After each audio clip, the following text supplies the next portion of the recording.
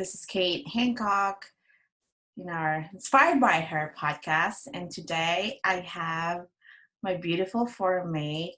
She's a lawyer and founder of Cornejo Deals. Wendy Jaffe, welcome. Thank you. It's fun to see you. I wish I could see you in person, but this will be as good as we get, right? Yes. Take what we can get. Yes. For anyone who didn't know you, Wendy, can you briefly introduce yourself? Sure. I'll give you my background very briefly. I went to UCLA, then I went to law school, and but in my blood, I was always an entrepreneur. I was always that annoying friend who was like, wouldn't this be a great idea if we did this? Or why don't we do this? I was that person, right? So after law school, I did entertainment, litigation, and family law for 5 years. And then I had an idea for a business and I quit, much to my parents' shock and chagrin. And I started a candy company, and I knew not one thing about business. I did not grow up in a business family, so I really had to figure it out on my own. Wow. You have to tell me about that candy story where you get all the show. How did you pretty much growth hack it? So can you share with that story? So it's kind of interesting. Now that I know more about business, I see how fortunate I was in that first business, because I really started, I think, with $5,000, something like that of my own money. But everyone gave me terms. Everyone loved the idea and gave me terms. And I really didn't realize how unusual that was for a new business. So the candy company said, pay me for the candy when you can. The person who did my packaging said, pay me for the packaging when you can. So I had a lot of help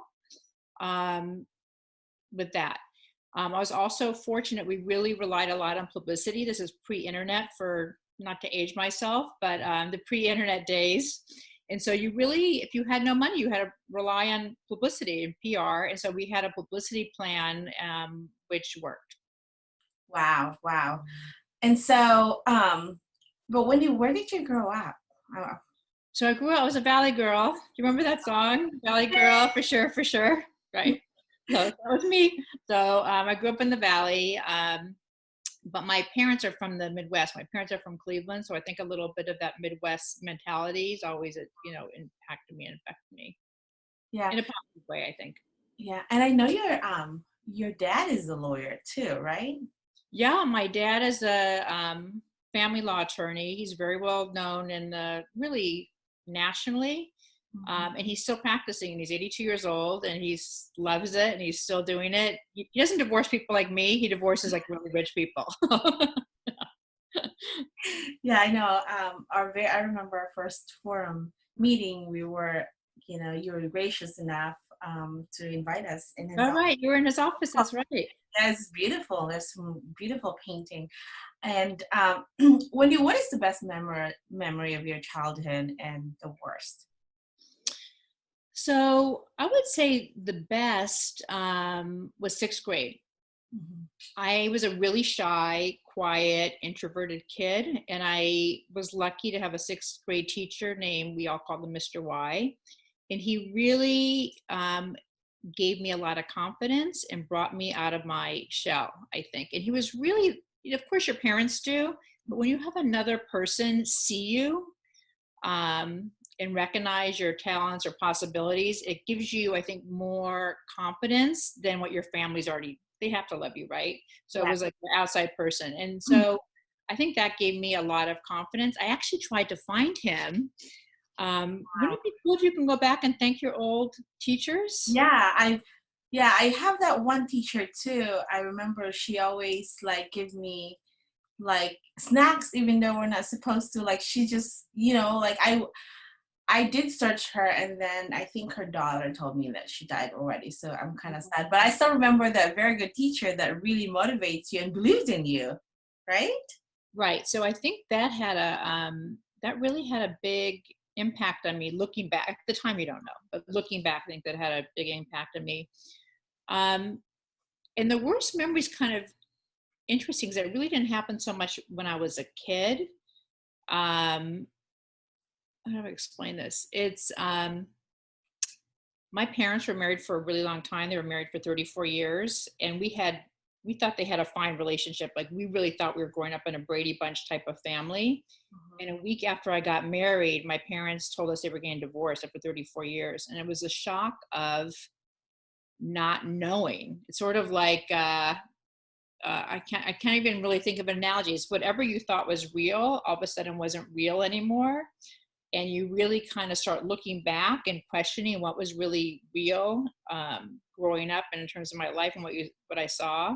So that was like wasn't so much my childhood, but I think it really was a change from, hey, I thought my childhood was this and it wasn't really.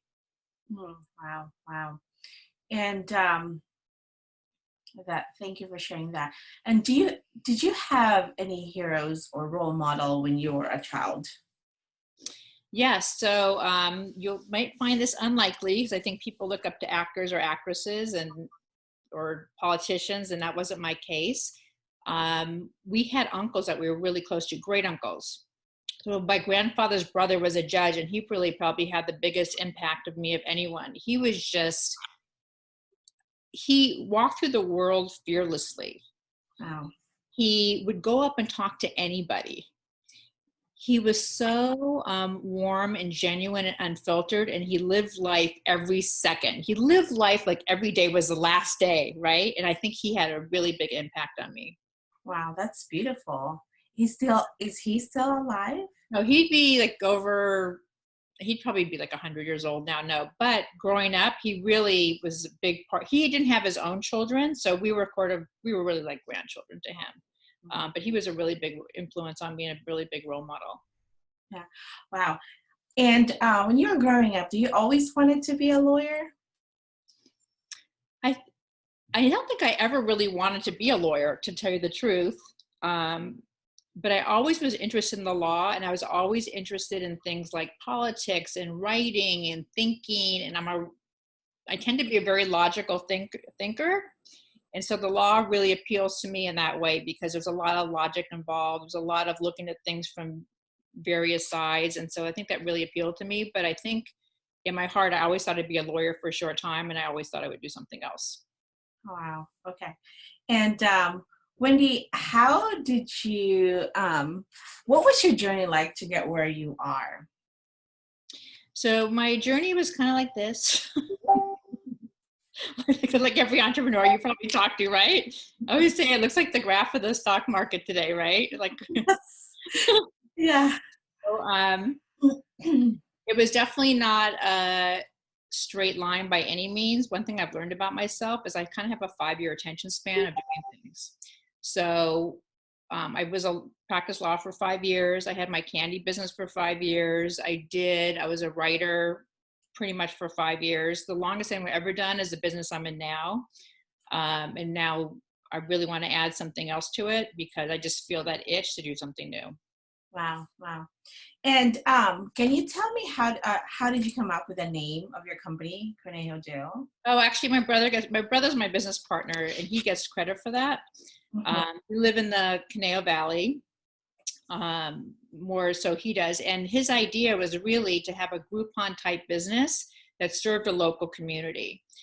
So initially, this was actually kind of interesting because he started this business and kind of dragged me into it. But it turned out to be a great business because there's a philanthropic component to it. Mm-hmm. So we've given away $500,000 in 10 years, which is pretty good for a small business, to dozens of local nonprofits and charities. We've helped launch a lot of businesses like where we live out here. It's really fun to say, oh, we helped launch that restaurant over here. We helped launch that hairstylist. We help launch whatever. And we're also like a matchmaker for the community. Like we sell tickets to the Four Seasons, like exclusive ticket sellers. So it's kind of fun to go to an event at the Four Seasons and see 2,000 people there who all bought tickets for you. So it's kind of fun to have that impact. Yeah. And how long have you had the Cornejo Deals? Okay, so this week was our 10-year anniversary. Isn't that crazy? Wow. Yeah. Wow. And I think, I'm not sure, I think you shared me at one point that is that a business partner or an employee that tried to copy your idea? Yeah, so we had my brother had an initial business partner at the beginning, who thought it would be a good idea to copy, once we launched, copy our website and steal our entire database. My brother and I really, this goes back to the Cleveland Midwest thing. We're just very trusting and think everyone's good. And it really never occurred to us that someone would be a shyster, really, and do that. It was really shocking, honestly. And that was an extremely stressful time at the beginning of our business because it was a do or die moment. You know how much, Kate, you put into your business at the beginning, and to have someone betray you like that was horrible and heartbreaking. And what ended up happening? So this is where my legal background actually really came in handy. And I will say my law background has really helped me tremendously in business. So we really kind of gave him an ultimatum. We gave him his money back and pretty much kicked him out of the business. We obviously could have sued him for fraud and a bunch of other things, but he had no money. So it ended up being one of those things, Kate, you know, that always happens where something seems awful at the time and turns out to be a blessing in disguise. Yeah. Because if he was still our business partner, we would never be where we are today. So it turned out that even though he did that at the time, it felt horrible and tragic and like the end of the world. At the end, it ended up being the best thing for our business. Yeah, we had those in the beginning because we're naive. We don't know. We're just so trusting. And I remember I have this, she was just helping me in packing orders, and my mistake was I gave her a company credit card, and I kid you not, she was shopping every month using the credit card, $2,500 a month for like 8 months. And it took me a while to caught that because she was shopping for me too in groceries. So in my head, she was shopping for the company and myself, I mean, for everything. And it was mixed things. And I was like, oh my God, like you really learn after that. When someone do that to you in the beginning and then you become like very cautious after that.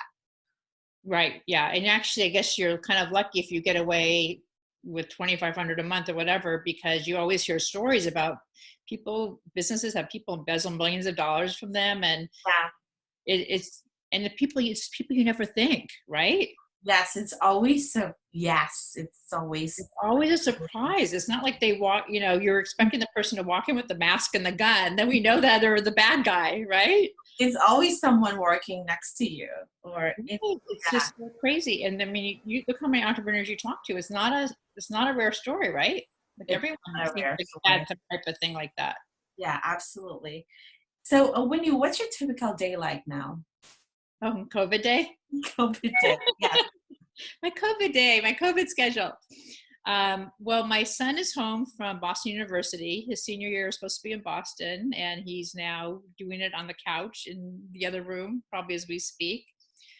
So we hang out a lot, but I've been getting to do things. There's some definitely blessings in this whole thing. Mm-hmm. Like here's like an example. So I happen to live in a really pretty area where there's great hiking trails and we walk and stuff like that. But the walks feel so different now because you're not in a hurry to get back, right? Oh, so you're taking your time. Yeah, so you're taking your time, you're looking around, you're not feeling like guilty, like, oh, I'm walking, but I've got 10 other things I have to do, right? Yeah. So it's such an interesting change. And I don't think it's just me. Like I've noticed my neighbors, right? No one's in a rush anymore. Everyone's waving hi, how you doing? Talking 6 feet apart, looking at each other's dogs. And so time's really slowed down. It almost feels like more like when I was a kid where people weren't such a rush to do things. Mm-hmm. So that's part of it. I've really been making a conscious effort to check in on people who I feel like are vulnerable. And I've also been trying to like match make. I mean, I know you do a ton of that, Kate, too. Like try to help people with different connections. So that's been kind of fun, and I've had some success with that. Wow. So I've been to your house. It's so beautiful. Oh, thank you. And you even text me, do you want to go hike? And when you go there up in the hill, you go to the Kardashian place. Yeah. Do you still hike the same route? No. So, so some of our routes have been changed a little bit because they closed some of the things, but I live in Bell Canyon. So some of the Bell Canyon hikes, we're just very lucky to have them. Yeah. Okay. So, what advice would you give to an aspiring entrepreneurs? You know what? I think the best advice is don't listen to other people, because every single thing I've ever done, every idea I've ever had, I was just met with a bunch of naysayers, not out of meanness, people who love me, right? Mm-hmm. But no one ever thought any of my ideas were any good, really. So I think that's the biggest thing, because it's just to go for it and to try it, and not be afraid, and really not listen to the naysayers. I would almost listen to a naysayer who is another entrepreneur, maybe, but first, I would not listen to anyone who's never been an entrepreneur, because those people just look at life differently and live their life more conservatively. So you can imagine, even when I was a lawyer, what was so interesting, Kate, was so many other lawyers were so jealous of what I did. Hmm. And they would say, I could never do that. And I'm like, why? Right? You were the exact same as me. And they were just always more comfortable, getting a salary. And my feeling was, when I quit, I could have always gone back. Yeah, exactly.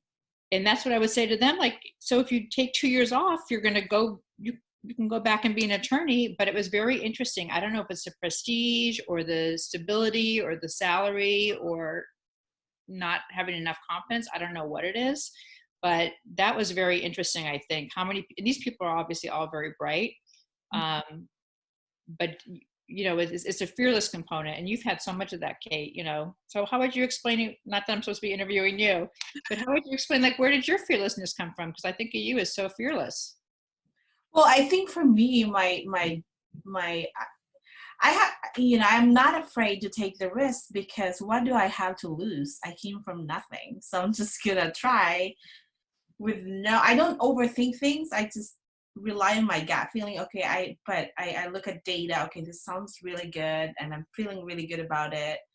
And I'm gonna try a little bit, and then it works, and then I put the gas, and it works. And that's, like, for me, that's just, well, I have no fear of losing, because I have nothing to lose. I think that's a big thing for me. So you just feel like if you were back where you started and you were fine when you started, and you'll be fine? Yeah, yeah, yeah. Have you ever had something that you tried that wasn't successful or didn't work out how you thought?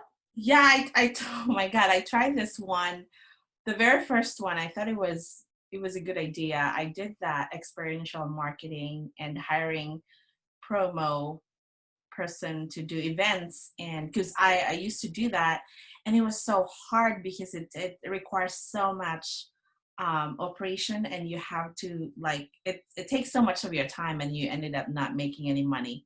Mm-hmm. So I think that was one thing, and then I realized I can do that. But I was trying that while while my kids are growing up, so I can't really do full blown into running a business. I tried, but I have no clue what I was doing. Right. Yeah. Yeah. Yes.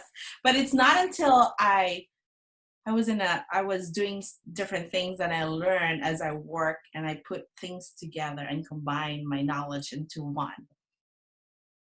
Right. Wow. Right. Yeah. Wow. So, where do you think is your entrepreneurial journey from? You said your parents are not. What was your drive? I'm going to ask you. I hate to, because I'm really so curious, like with other entrepreneurs, like, is this something you saw, or is it in your DNA? And I think the longer I do this, I think it's something in your DNA, honestly. Mm-hmm. Because like, even like my husband is in an entrepreneurial family. Mm-hmm. My father-in-law is really entrepreneurial, and my husband, the way his brain works, he's much more linear, right? He's not into the risk taking. Like, if you say, do this, right, here's a result I want, he will do it. But he's not the entrepreneurial risk taker like my father-in-law is. And then conversely, like in my family, like I would joke, like with my parents thought a risky business move was having a CD, right? Like that's a family I grew up in. Okay. No risk. And everyone in our world, I didn't know one business person. And so actually, when I started, my first business was in college. I didn't know what I was doing. But when I started the candy business, I had just gotten married.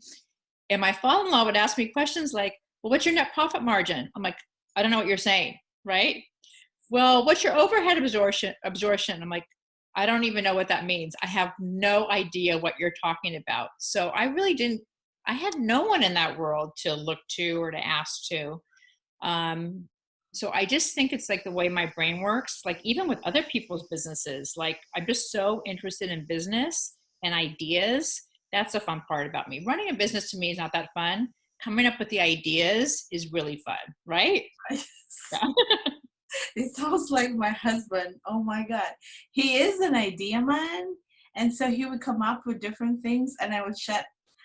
I'm kind of a little bit mean. I have to be better, but I was just like, it doesn't make sense. And it's amazing how, you're in the same household and you think differently and you need to like compromise and figure out how to balance, Right. everything. So, yeah, so I can imagine if you have a partner that's so, you know, opposite of how you operate, that's got to be very hard. Right. But some of it, like my brother and I, is really interesting because here's another example. We're only 14 months apart. We came from the exact same family. The things I'm good at, he's either bad at or hates doing.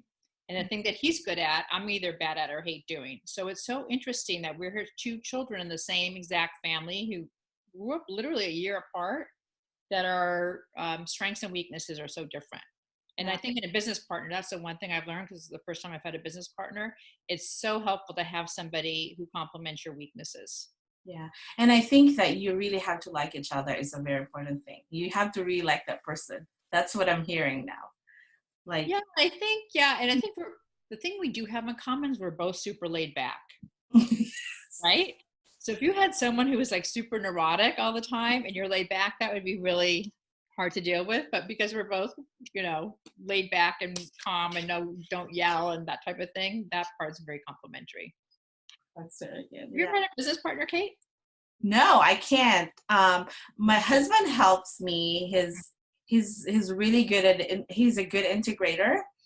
But my fear of having a business partner is like, I don't know what it is. I'm not that open yet to have a business partner because I think there's probably some control issue in the back of my head that what if he will buy into my vision or the direction? Like, I need to find that right person that thinks the way similar to, right. I know I could probably learn from other people's ideas. I'm open with that. It's just like when I like, this is the direction where I'm going, this is what I believe in, I'm like really focused to that one. And if it's going to be hard for me. And that's the reason why I'm hesitant with business partner.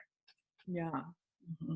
No, that makes sense. And actually, one thing, like to your point, my brother, like I'm technically the CEO, and my brother hates making the big decisions.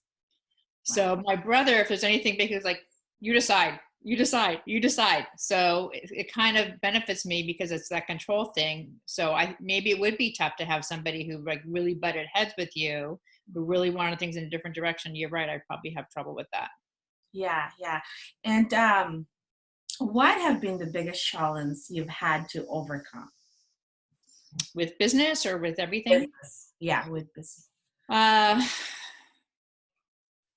So we talked about the first issue we had with the person stealing the thing. That was a big issue. Mm-hmm. The biggest issue in my first business, and I have to be slightly vague about this because I have a non-disclosure agreement, but my first business, I was getting a lot of press. I had incredible momentum. And then I got sued by one of the biggest companies in the world for $20 million. Oh my God. So the facade of the whole thing that people saw, because I was literally doing 4 radio stations, interviews every morning. I was in People Magazine. I was in the New York Times. It was just, so they saw that part of it. The part of it they didn't see was I was literally physically ill from the stress of dealing with this lawsuit. Looking back to your point of not having anything, what did I have? I had like an apartment, rent-controlled apartment in Santa Monica. I had a car. I mean, realistically, I didn't have 20 million. I didn't have a house. I didn't have anything, any assets at that time that they could really get. But the stress of that lawsuit was incredible. And I really felt very alone in it. Mm-hmm. I had a law firm representing me, but I knew a lot more about intellectual property law than my law firm did. So it was really, really frustrating. And I think today, with that I'm older, I would have handled the whole thing differently. But I was young. I was like 29 years old. And I didn't really have anyone to kind of help me handle it or manage it. What I should have done at the time, looking back, I should have insisted with my insurance company that they had an intellectual property law firm, and they didn't.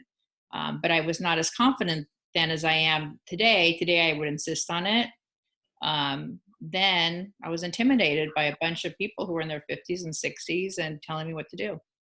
Wow, I can imagine your 29-year-old self going through that. I mean, it would even freak me out at this time, and I'm a little bit more stronger.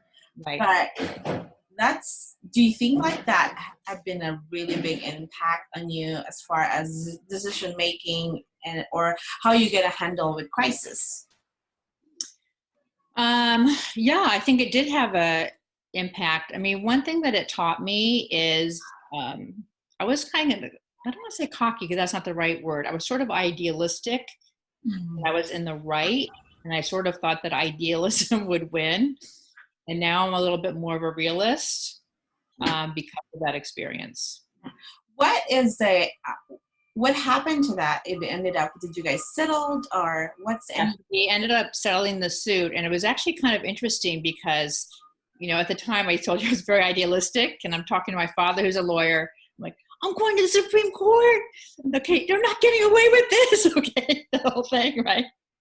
And my dad's like, you were settling the case. It's not fair. You know, that was the kind of conversation we were having then. And he said, they can keep you in court until you're 100 years old, okay? Like, this is not a question of right and wrong. This is the question of moving on, figuring out what's best for you and moving on with your life, which was correct advice. But it was really hard to hear because, you know, with your business, you know, I was 50 hours a week, blood, sweat, and tears, the whole thing. So, and then because of the lawsuit, I really lost my kind of energy for the business afterwards. Like, even though we were still allowed to operate, it kind of let the wind out of my sails, having that experience. So I think all these experiences, though, just make you smarter for the next business, smarter for the next time, think through things, how you handle things. So in the long run, they're all just add to your arsenal of experience. Yeah. I've heard a lot of horror story from several of my friends that's going through lawsuit while running a company, and it just drains your bank account. So for me, I'll try, before the situation escalates, I'll try as much as possible to settle down, because I don't want to go to the next step because it's not worth my time, and you're going to be ended up with not having any money, just defending yourself. Yeah, and that's actually one of the reasons that I stopped practicing law, is because if you really have, I'm a problem solver, and litigation is a horrible way to solve problems, because ultimately the person who has the most money could just keep you in court the longest, right? It's really not a fair system in that way in the United States. So it was just kind of ironic that that's why I kind of left the law, and then I got sucked back into it for that exact reason in a business context. Wow. So think back to a time that you felt transformed. How did you change and why? I think, so we didn't talk about this, but when I was in college, I actually started my first little business. And I think having that sense of accomplishment of having an idea and then having an actual product in your hand was probably one of the most transformative things that ever happened to me, because from that, I started the candy company. I wrote a book. I started this company with my brother. It gives you that confidence that you could do anything. And I almost feel like with kids in school, like I wish they could have that kind of experience of having, even if there's a small idea, of them figuring it out. Because once you've learned to do that, you feel like you could do anything, right? I mean, I think it's probably a lot of what you have, why you've done so many different things, because once you've done it once, it's infectious. Like that high from it, there's really nothing like it. So yeah, I think that high, that just, yeah, it keeps you up all night, and you don't mind working 24 hours a day because like you really want to fix it, like you really want to make it happen. yeah. With Yeah. I'll tell you really quickly about my first business. Yeah, tell me. So we were in one of those college tours through Europe, and there was this product in a little store window that I had never seen in the United States. There was a wine bottle, and on the outside of the wine bottle, there was like this cute little, it looked like the wine bottle was wearing like a tuxedo. Mm-hmm. Okay. So you just flip it over to the front, and those are actually kind of common now. They're here in the United States, but I had never seen it here. And so there was like a female one and a male one. I'm like, this would be such a cute gift for like sororities and fraternities. You know, I was in college, right? Mm-hmm. To sell to gift stores. But at the time, again, there was so easy to find stuff on the internet, like so much easier. So it was kind of interesting. I spoke to a class at business school, Loyola Marymount. I told them about the idea. I'm like, okay, so if you had this idea and there was no internet, what would you do? Right? And you have no sewing background whatsoever, right? I can't even sew on a button. Like, I know nothing about that. And so they were all completely stumped without the internet, how you'd figure that out. I thought that was so interesting, right? Yeah, yeah. I remember when I was in college, I would buy stuff. I've been like buying products, buy low, sell high. So I've been buying like t-shirts, and I would sell it to the employee of my aunt's business, and they just be deducted with their salary. So they have no choice but to pay me back. So it's like monthly deduction, and then they'll pay it over time. And then I would buy like used cell phone before. There was a Nokia 5110. I would buy it used, I would fix it, and then I would resell it to my family. And I made money through that. Wait, how did you know how to fix it? I'll just have someone that knows how to fix it. Yes, and then I make it look brand new. But then I told them that it was refurbished. That was the term. Right. And so, hey, they'll still buy it because it's a 5110. That was one of the strongest phone in 1997, 98. I started texting 1998. Oh, right. Yeah. Yeah, very interesting. What do you see as your place or purpose in life, and how did you come up to that conclusion? You know what? I think that's such a big question, really. But I think it's really being there for the people in my life. I feel like when people in my life like have any kind of crisis moment, they tend to call me because they think I'm super logical and not judgmental. So I've gotten a lot of that for years, but I think now, like, I think I kind of appreciate that because I've really kept long-term friendships. I mean, I don't want to say collect friends because that's not correct. That's not accurate. But people are really important to me, and the people in my life are really important to me. Like, a matter of fact, I just wrote an email. I met somebody on a family vacation from 15 yeyears ago. Okay. Wow. We were there for 1 week. This, I think, actually just started right. Yeah, I guess when we had email back then. And we both were readers. We both love books. So I said, why don't we just like email every once in a while? Like, if you read a good book or I read a good book, and I'll recommend them to you. So this woman and I have been friends now for 15 years, almost all through email. And so we write these really long emails, like every 2 months to each other about what's going on in our lives. And it's almost like if you went back and looked at her emails and my emails, it's sort of like a diary of our lives. And she's somebody who I probably talk to her on the phone every 5 years or see her in person every 5 years. We have this like almost pen pal relationship. But my point being, like, when I meet somebody who I think is a great, interesting, good person, I love to keep them in my life forever. So that's a long-winded answer to your very short, your very short question. That's really amazing. So what's something you do even if you never made any money? You know what's so funny? I'm never driven by money anyhow. Are you? No, I think I just want stability, and like I just want to live comfortably. Yeah. But yeah, I think for me, I think like if I know that company is like really creating impact to a lot of people, then that's my drive. That's my Right. why. But yeah, it wasn't really about the money to me, even though like we all make sure we can pay our bills and all of that. But it wasn't really the money that was driving. So I'll tell you what I've signed up for two things actually right before COVID, and then hopefully we'll get to go back to that.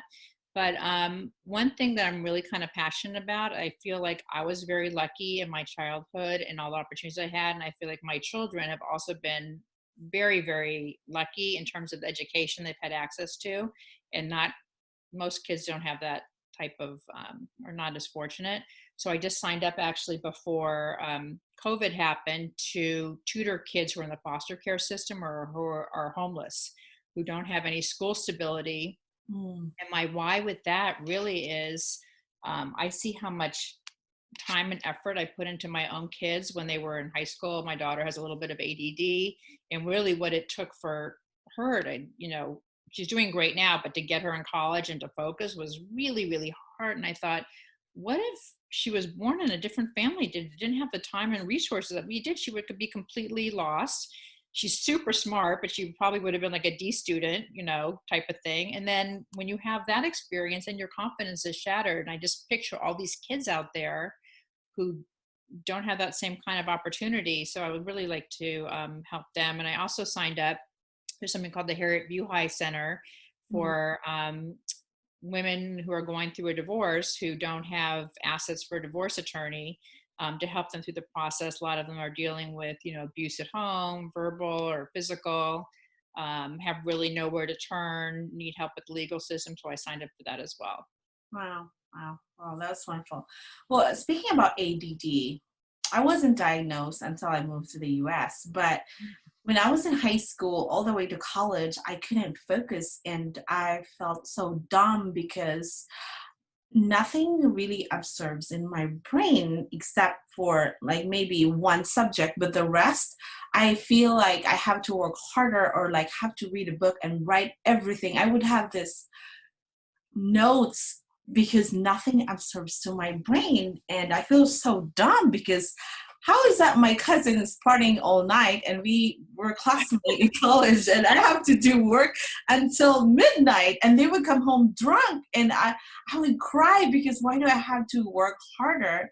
But then realize I really have bad ADD. Right. So how did you get through that, or how did you figure it out? How do you deal with it now? I think my first year in college, I failed in math really bad. And my mother told me, if you're going to fail another one, you're going to stop going to college.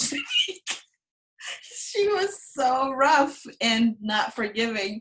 And I think that's really scares me that I can't have an F. And that was the only F. Just have to work harder. Like I have to study more, like 24. I'm not really 24 hours, but I would stay up to 2 a.m. just to, do my work and do things. So do you realize now that you were just smart, but that you just had ADD? I don't know. Okay, so one of my friends in Florida, she actually introduced me. She told me she has ADD, and she said she's taking this medicine. So I went to a doctor, and she diagnosed me with ADD, and she gave me this Adderall, the smaller milligram. And I feel like after taking that medicine, I become smarter. I don't know. It's probably just in my head. But there's something in my head that made me even more creative and connecting the dots. Or maybe it's just in my head, but being shrewd, I think after taking that medicine was like my superpower. But I stopped taking it now. Mm-hmm. I barely take it, but I don't know, something that opened up or maybe something is simulated, or I could be wrong. Yeah. Yeah. So, but in my head, that's what I still believed in. No, I think a lot of entrepreneurs have ADD, don't you? Yeah, I think so. Yeah. We're super interested in something like for a short bit, and the second we figure it out, then we lose interest in it. Yeah, and then your focus is in that one thing. So that's why it's nice to have people in your life who can focus, and what you said are integrators, right? Who get like, here's the idea, like run with it. So yeah. So what's going to be your next plan? What are you creating something? That's a really good question. So I've been trying to get a children's book published for a long time, so I'm still working on that. I'm writing a pilot script that I've been working on for a while, and so I've had time with COVID to focus on that. I have a book proposal that I've been working on for a different book that I've always wanted to write, and now's not the right time to do it, but I think that next year would be. And it's really, I won't give you the whole thing, but my book idea is really like when you have a business and you have a business plan and you sort of start with the end. And I think anyone who's listening to this is not an entrepreneur is going to think this is completely crazy, but I can assure you that all entrepreneurs really think about this. When you're an entrepreneur, you think about like, okay, if this idea takes off, you think of it to the 100th square power, right, Kate? Yes. Right? So it's like complete unbridled optimism, I think, for most entrepreneurs, which I think is great, what drives us. Like we don't really, I don't know how to, am I explaining it correctly? Do you know what I'm talking about? Like, What you're talking about, yes. yeah, when I had my like candy business, I would think, wow, if every single person in the world bought this and then they bought it again, like, this is like how you think, right? It's completely nuts and crazy, but that's kind of like how you think. So anyways, my point is when you're starting a business, you kind of have like this end in mind. I don't think anyone ever achieves that, but it's great that you have like the BHAG goal in mind, right? And I think when you live your, it's kind of the concept for the next book, most of us live our life like in a pinball machine where we're kind of getting bounced around and we don't have so much say over where we're going, or we don't think we do. We just follow where that ball is hit. And I think the people who kind of end up, who get the A in life or whatever, however you want to grade your life, are the people who are kind of, are not that ball that keeps getting knocked around, right? And I think that you do that by seeing what you want the end to look like and then working backwards, almost like a business plan for your life, right? So if you know at the end that you want, it could be something simple, like you want to have 10 great friends, right? And you want your to have a close relationship with your children and your spouse or whatever. And if that's your goal, you start there and then you go backwards. But I don't think most of us think of our life that way, right? I think most of us just kind of wake up that day, deal whatever's pressing that moment, and don't really think of it with the end in mind so much. So that's kind of what my thought is in terms of a next book. That's wow, okay. That's so when is that going to be released? Yeah. I'll give you a copy. I need to write it first. So we'll see, but you know, I'm in touch with my old agent for my first book. So when that's all done, and I would pitch it to her and get her thoughts on it. Yeah. What made you decide to write your first book? Okay. So my first book was called The Divorce Lawyer's Guide to Staying Married. And I was always super curious. Like, so when I had my candy business, I worked for my dad part-time because I obviously needed money, was earning no money at that time. But I was always interested in his cases, like why were these people getting divorced? And in California, you don't have to give a reason. It's called the irreconcilable differences. So you don't necessarily know. And my dad used to not know. I would say, this couple seems great for each other. Like, why are they getting divorced? Or how do these people ever end up together, right? So, so he wasn't even always sure in a specific situation. And so what I did was I said, can you give me all your contacts for the top lawyers in the country? Because I want to see what they think, why their clients are getting divorced. And so that's what I did. I interviewed 100 of the top divorce lawyers in the country and just asked them that question, and then obviously follow-up questions to find out why people are getting divorced, because all the books up until that time on marriage had been written by therapists. Therapists see a different group. Therapists see people who are still alive, maybe gasping for breath, but they're still alive. Divorce lawyers see people who aren't breathing anymore, right? We're beyond CPR.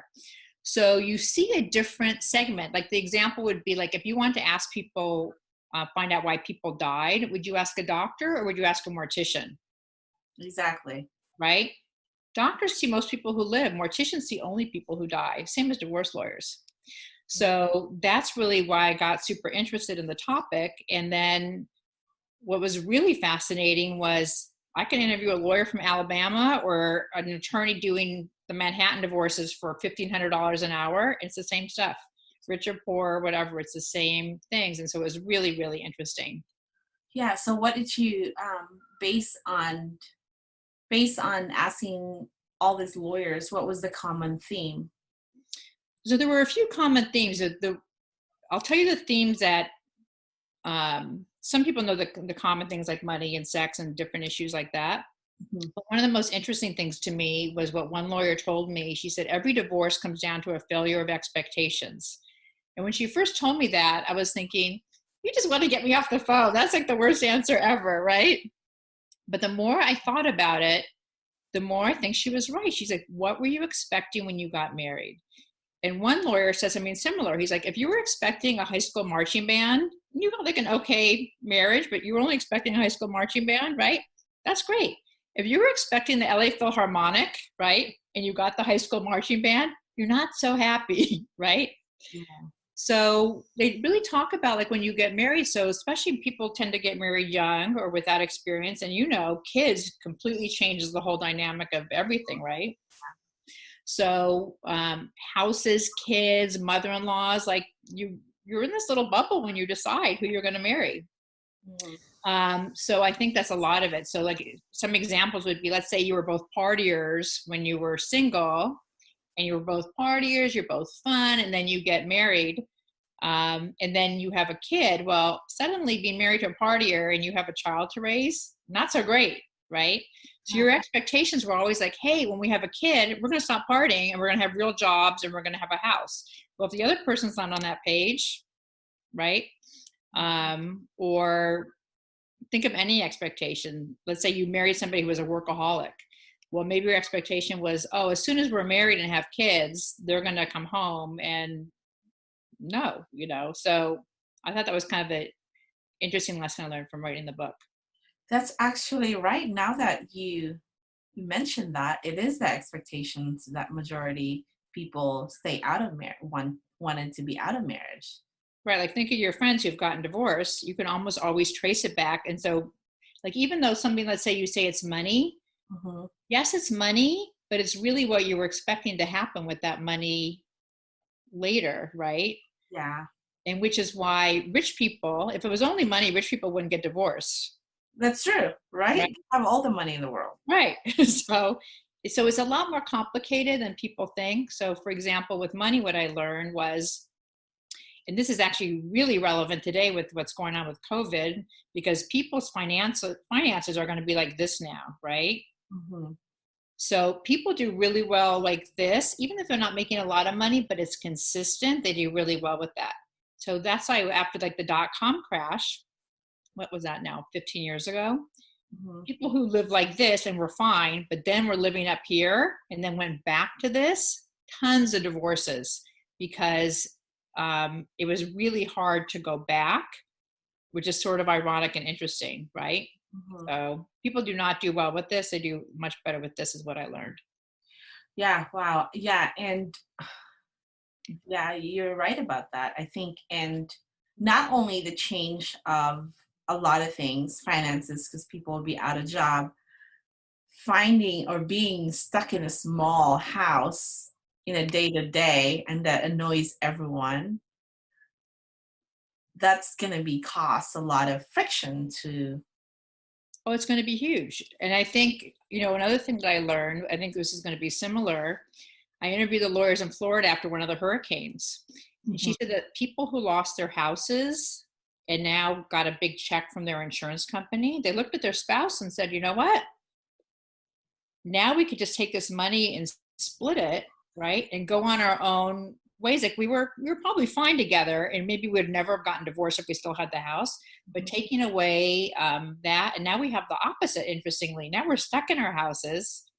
And I think it's going to be a really big challenge for people. Like I've got one girlfriend who, she worked 100 hours a week and traveled 2 weeks a year. Well, now all of a sudden she's not working, and she's, with her husband some full time. It's a whole different dynamic she's got to deal with. So, and I think a lot of people are in that boat where they're dynamic has just completely changed and shifted. I keep joking to my dad, I'm like, you're going to have so much business, when this is all over. You're going to have to start setting up times now for people to come in, right? Yeah, absolutely. Yeah. Yeah, because now you're like just this morning, I said, don't use my computer. You go downstairs, like, don't touch my thing. Like, it's just hard. And especially when you're in this situation where you don't really know what's going on or what's going to happen next. And the anxiety, even though, we tried the meditation and get this clarity, what's your purpose in life? Some days you're just not okay. Like yesterday, I was feeling not very good, especially knowing about this loan. We talk about it in the beginning. That's your sense of hope, and now it's gone. Or am I going to get a loan from the government? And I mean, just like, and it changed your attitude about a lot of things, like your emotions, and um, it just affect everything. No, in fact, that's what I'm saying. Now we're dealing with everything. The stress of being with someone 24/7, which is never easy. It's hard enough to be with yourself 24/7, right? With someone else. And then I think the business stress that people are feeling, the uncertainty. And then we're just, even when you go outside and see everyone in mass, it really, I don't think anyone's not freaked out by that, right? Yeah. How can you not be? So we're just like in a new world that was really thrust on us very suddenly. I can't even think of a time where something was thrust on us this suddenly. Yeah. You? Yeah, no, I think it's, you know, uh, getting myself prepared that we will be so hesitant, and such a social human being. I mean, and just in here, we all hug each other. We every time we meet, you know what I mean. We're such a hugger, and that's gonna change, and it's gonna be just the thought of limiting our day-to-day life. It's like mind-boggling to me. I mean, what do you miss the most now that the world's changed? I think going to a friend's house and getting together is really what I miss the most, because that really gives me really great energy of like socializing. I mean, we still can socialize via Zoom, but it's still different. Very different. Very different. Yeah. What do you miss the most? I think the same as you. Like I love people watching. Like I love the energy of just being around a bunch of people. Like I'm a city girl, I think. Like I kind of live in the country, which I love. But like I love going to busy restaurants and shows and concerts. We hear so many speakers in EO, going to those kind of events, having interesting conversations with random people. Like that's why I'm like you, I think, in that way. I think that's really what I'm missing the most. And I hope we don't go, what if our new normal is not hugging people? Like I think that's like the key to our species, honestly. Like we're designed to be with people. Yeah. Yeah. No, absolutely. And we got ideas and creativity of surrounding ourselves with wonderful people, and just the laughter of being in a nice table, or enjoying a nice meal, or talking about you traveling. I think for me too is the traveling part. I'm getting so antsy. Oh, right. The traveling, right. The traveling is very hard. Like, I want to be everywhere, but we can't. Yeah. Yeah. So the last big thing I did before this COVID thing happened was at that Mexico City trip. Yes. Oh my God. And you guys were wearing masks. Which I think we tried to talk you into. But I actually learned a lot from being in Mexico City and their culture. Mm-hmm. Their culture is so present and open and warm. Wow. And they're very family oriented. Like you go into a restaurant there, and unlike here, like we're on our phones or we can't wait to get to the next thing. People would sit at a restaurant for like 2.5 hours. It's the same like in Europe, right? Where they don't bring you the check for like 3 hours, right? But I really love that, where people were just like, we're enjoying each other's company. No one's in a rush. No one's looking at their phone. And I was thinking back then, like, God, that would be so great if the United States was more like that. And then we come back here and we really go to like no contact, right? And so even the little bit that we had, but I think that everyone's going to be like really appreciating the in-person experiences and the people in their world and being more present. I think that will hopefully be a blessing after all this is over. Wow. So how was the food while you were there? I've heard the food is... The food? Yeah. Amazing. Really? Oh my God. I know. So it was so different than I pictured. It was like literally going to Europe, and it's 4 hours from here. It was incredible. Wow. Wow. We'll go together when Next time. it's all over. Yes. Yes. Yeah. I've been wanting to go. I'm supposed to go with you, but Yeah. I think there was like the you know the I was already quarantined at that time when you guys were traveling. Oh, really? Okay. Yeah, I started early. Wow. I started very early. You're an overachiever. Quarantine. I've already been quarantined during our retreat because did I mention it to you that I was already dealing this issue in the Philippines? No. Well, I think I have to deal with it at night. I was on a call because I have to move guests. The health officials are like they're removing my guests because they have travel history. So I was already dealing with that at the time. I was already stressed at the at our retreat in Palm Springs. Wow. Yeah. So tell me what's going on in the Philippines? Like, what do you see their life being there? Because we have a lot of affluence in the United States. I feel like there's probably a lot of people there who were just really living, hand to mouth, right? Yeah, it's very difficult. It is very difficult. A lot of people are hungry, and I mean they're getting support from the government, but some of the city or island they were very strict that one person is allowed to do grocery. There's only one person that is allowed to go to grocery, and they are on a schedule when you can go to grocery. So that's really disrupting people's lives. But you understand why they're doing that. But what about people that doesn't really have the money to eat 3 times a day, which majority of people are?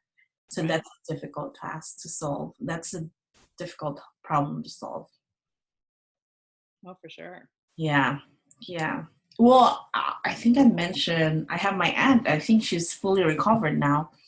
She had coronavirus, and she's a nurse in New York.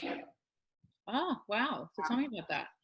Yeah, she was telling me how it's so difficult if you really don't have the courage to really fight.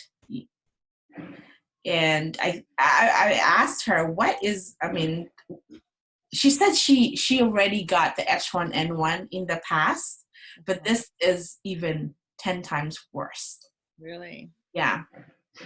And it's hard to believe because we don't really know anyone's close to us that really go through not just the mild case, but the hard case. But she was just staying in her apartment because she's scared to go to the hospital because she's seen all that. She works in the trauma center, so she saw what's happening there. So she's just staying and self-medicating at home. And she said that at one point she was just crawling to cook her own soup just to get strength because imagine like the body ache is so painful that it feels like someone is just throwing rocks in your back. That's how it feels like. It scares me. Wow, that's amazing. Yeah. Every time I would go to the grocery store and I get this psychosomatic reaction like, oh my God, my heart is like, does that ever happen to you? Like, is there something wrong with my lungs? Like, I feel like we've all become hypochondriacs, right? I was actually like sick the other day and I had like a headache and sore throat. And I'm like, oh yeah, you actually can be sick, but not have this. There's like other things that you could be sick with, or if you sneeze or whatever. I think everyone's like that, right? Yeah, I think we have the like, I might have already coronavirus a long time ago. Yeah.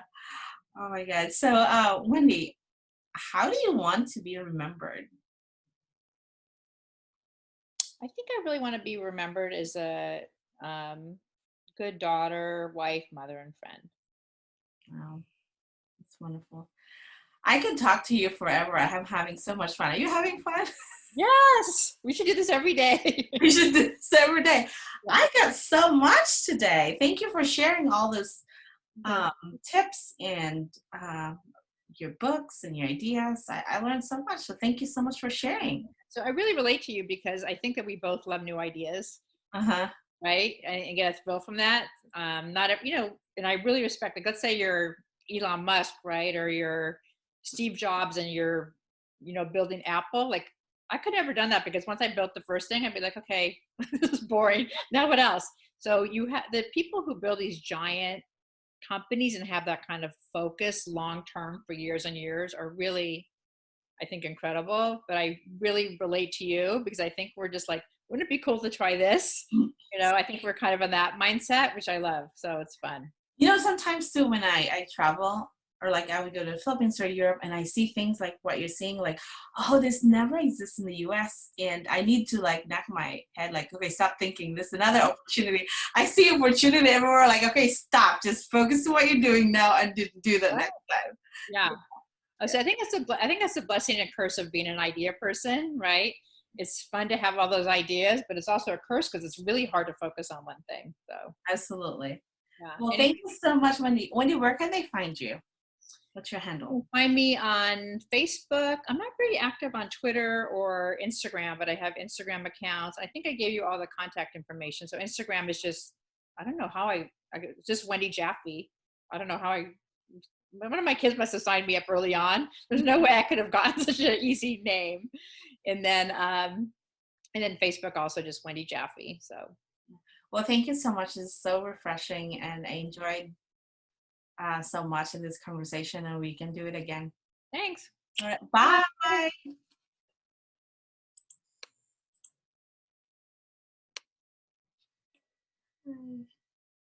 Oh my God. Okay. Dan?